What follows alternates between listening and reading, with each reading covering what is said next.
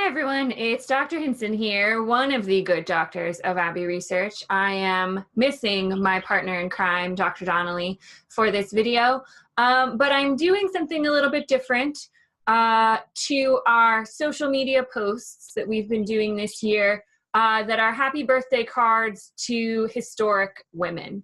So if you've been following us on Instagram or Twitter or Facebook, you'll know that throughout the year we've been writing birthday cards, sometimes just a post, sometimes a blog, a more extended blog, to badass broads across history, trying to highlight stories that aren't as familiar, aren't as well known as some other more widely known and celebrated historic women.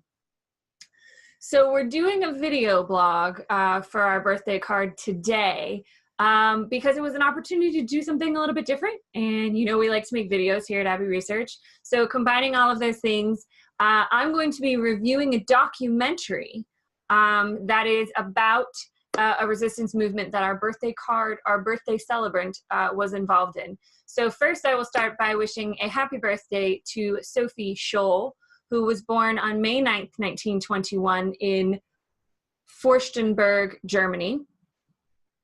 And Sophie was a member of a very small resistance movement based in Munich, Germany during the Second World War called the White Rose Movement. So the documentary I watched in advance of celebrating Sophie's birthday was called The Search for the White Rose, and it was produced by a student at the University of Connecticut in 2014 named Peter Logue. Yes, Peter Logue. And it's available online on his website, so I'll make sure and include the link so you can go and watch it yourself. It's about 30 minutes long, and it's not a straightforward historical documentary about the White Rose movement. It's layered in that it's actually chronicling Peter's exploration into trying to find out more about something he had briefly heard about and read about in a visit to the National Holocaust Museum in Washington, D.C. here in the States, and wanted to learn more about it. Went back to his school and said, you know, this is what I want to research, and it eventually led him all the way back to Munich to doing a series of interviews. So that's the documentary chronicles that story, Peter's story, and his attempt to learn more about the White Rose movement. It chronicles the White Rose movement itself and the 6 people that were involved in it, and what they did and what they tried to achieve. And then it also very interestingly deals with, almost as an aside, as an afterthought, kind of the legacy of the Holocaust and how history is remembered and taught and thought about in modern Germany. So when he goes to Munich, he interviews and speaks with and spends time with several students at the University of Munich who talk about what the history of the Holocaust means to them and how they have learned about the White Rose movement and its origins in Munich, and all of the kind of more philosophical lessons that they've taken from that. So it's a well done, quick watch with a lot of big lessons in it. So really quickly, I want to just highlight Sophie's role in this movement. The White Rose movement was founded by a group of students at the University of Munich in 1942, and they did it they started writing pamphlets and producing pamphlets and leaflets that were aimed at the middle-class Germans who maybe their life wasn't as disrupted by parts of the Second World War as other groups, certainly not as much as the working class or the Jewish German population. The original pamphlets, the first few pamphlets, were aimed at kind of niggling at the conscience of these people who knew what was happening to their society, but weren't really doing anything about it, or weren't speaking out against it. So very idealistic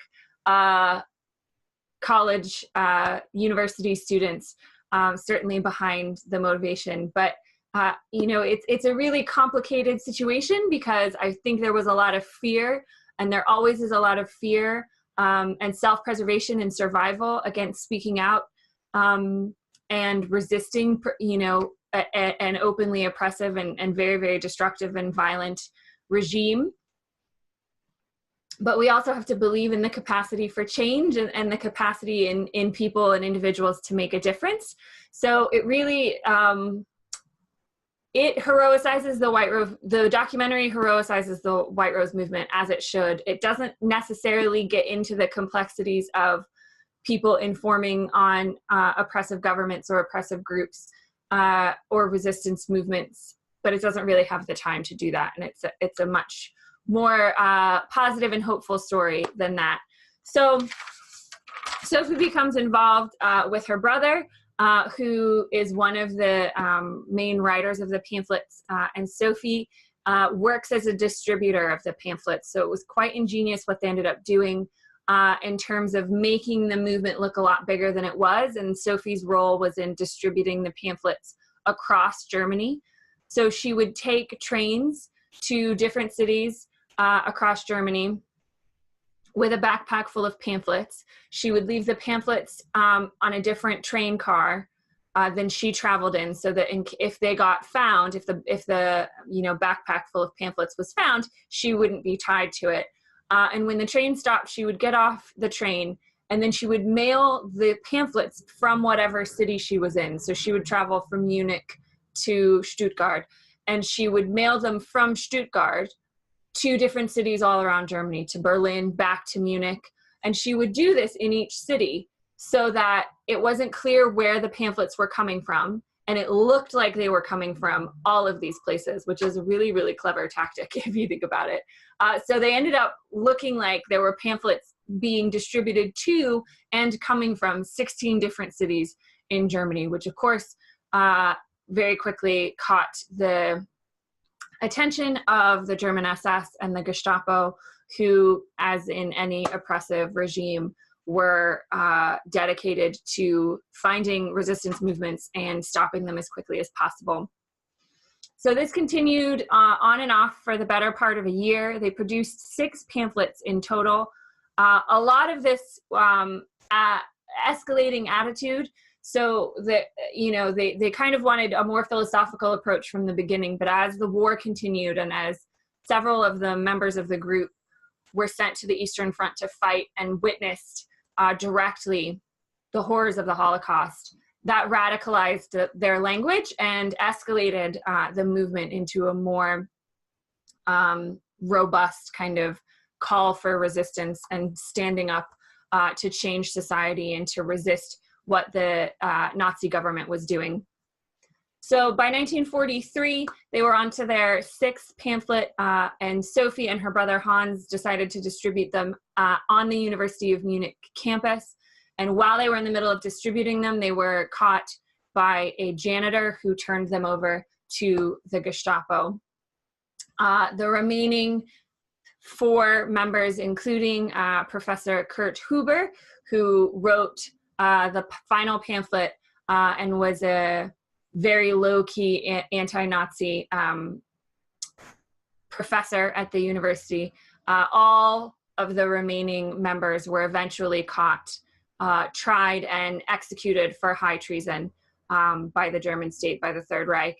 And so, very similarly to a lot of other resistance stories coming out of Nazi Germany, it doesn't end well at all for any of the protagonists.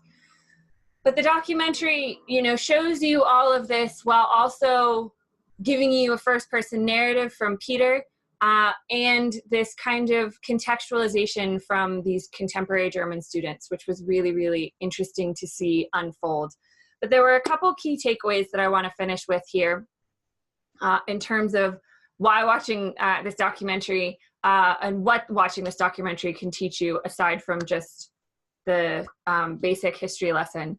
So first of all, I think one of the most interesting lessons is about the use of women's bodies in resistance movements, which is something that is not uncommon throughout history and throughout resistance movements all over the world. But Sophie was the best capable person probably in the White Rose movement to be the distributor of the pamphlets because she was a woman. And women were far less likely to be stopped and searched, far less likely to be considered part of resistance movements or political in their actions. And so she was able to move across Germany and distribute these pamphlets easier than some of her other compatriots, which is a really interesting kind of, the false perception that women were not political, that women were not involved in these activities, gave her a bit of cover. And that has, women have used that to their benefit in resistance movements throughout history. So that was really interesting. And then there's a lot that we can learn about curiosity, I think, from this documentary. It started from a place of curiosity with Peter learning about something and not finding enough information from the sources that he had available to him, and seeking out those other sources, having questions that he wanted answers to, and then seeking out those answers wherever they led him. And they led him all the way to Munich and to making this documentary. I think there's a lesson to be learned about how we tell stories and what stories we tell. And you could say that about broader history, and you could also say that about looking at your own business or your own organization, and kind of what stories you tell about you and your culture, and what they say about your cultural values and your histories and your goals and your aspirations. It's a fascinating story of kind of ownership over the Holocaust, even though a lot of German citizens were not involved directly. There's a sense of collective ownership and collective shame, which is an interesting kind of concept to think through, and what you can do to make change when you see something happening that is wrong. And that can be on the big scale of the Holocaust or on the small scale of harassment or bias in your organization or a toxic culture. So lots of lessons to take from that as well. And then the power of the written word was kind of the last lesson that I got from this. Dr. Donnelly and I are both writers, we're academic writers, and we champion writers of any profession, fiction and nonfiction, poetry, screenwriting, playwriting, journalists, historians, you name it. But there's a really underlying lesson about the power of the written word to motivate, to move people, to strike fear, certainly into the Nazi government, and do their best efforts to oppress. The power of that word to get people to think about themselves differently, to think about their role in society differently. For the young students at the University of Munich who were interviewed in this documentary, to think about their history differently. And one of the students talked about how her lesson from the White Rose movement is that she should never just sit in a lecture and take what the professor says as the absolute truth, because there would have been lecturers that were Nazi sympathizers and Nazis themselves, and the students would have just passively taken any information they would have given them. And certainly the rewriting of history that took place during the Nazi regime to justify what was being done to Jews and other minority groups. So her lesson was, to question authority, to think critically about the information that you're being given. And that all comes from learning and reading and the power of the word. So that is my review of The Search for the White Rose. I will include the link below to where you can watch it, as well as the link to a book that was referenced in the documentary that was written, one of the co-authors was interviewed. There was also a movie made about Sophie Scholl that is available on Amazon Prime, so I'll include the link to that below. But we saw this as an opportunity to learn a little bit about something we didn't know and tell someone else's story through the mechanism of our happy birthday cards to awesome historic women. So for this very special birthday card, I'm Dr. Hinson, one of the good doctors of Abbey Research, and we'll see you next time.